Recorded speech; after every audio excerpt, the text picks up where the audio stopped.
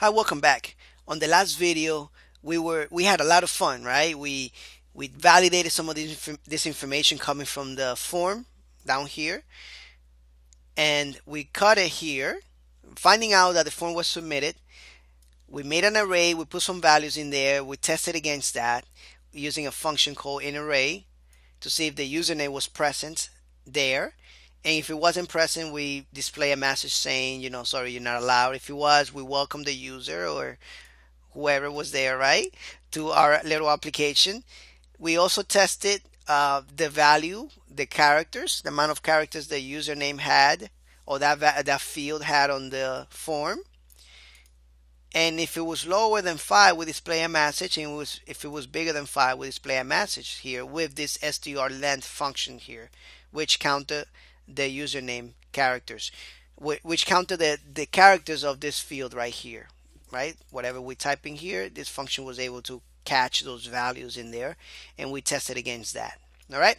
So on this video here, what we're going to be doing is we're going to be sending this information somewhere else because this information is kind of messy right on the same page.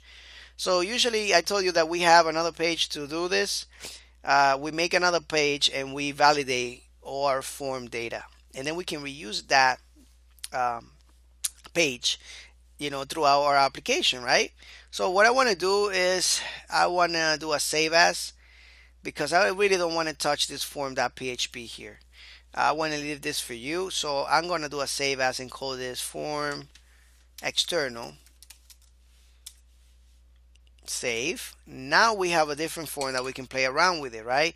Now you have a form over there in your courses exercise files that you can refer to the single page validation.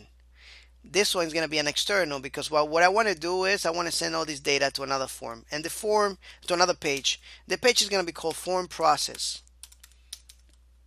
All right, and we're going to make it right now. So let's go ahead and open our blank.php. Let's do a save as, and let's make this what was it, form process. There we go.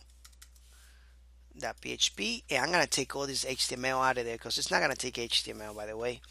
We could put HTML, but it's not going to do that. So what we need to do first, and we need to go in the browser to this form. I think my editor already took me there.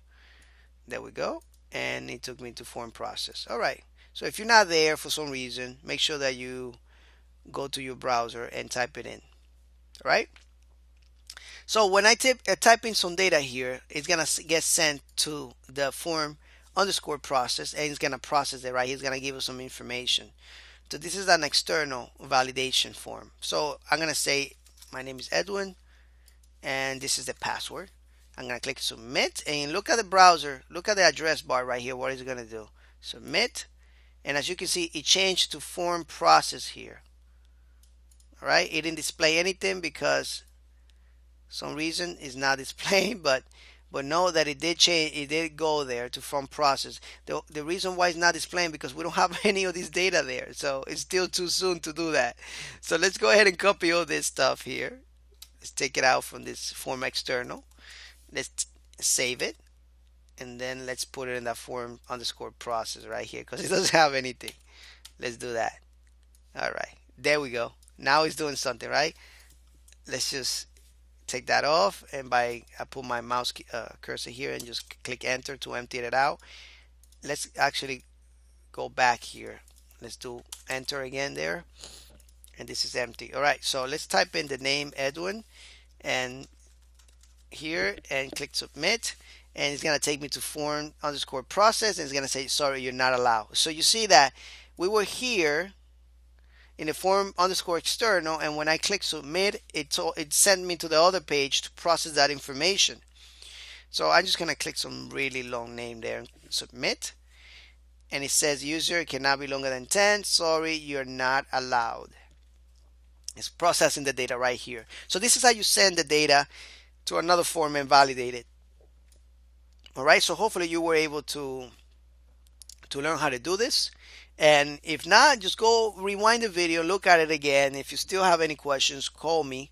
Well, not call me, but go ahead and email me, message me, make a discussion, and we can resolve your not understanding this. But very simple. So Hopefully this information was able to give you an open mind about how data is actually sent to other pages and how we can catch it over there and do other things with it. Right?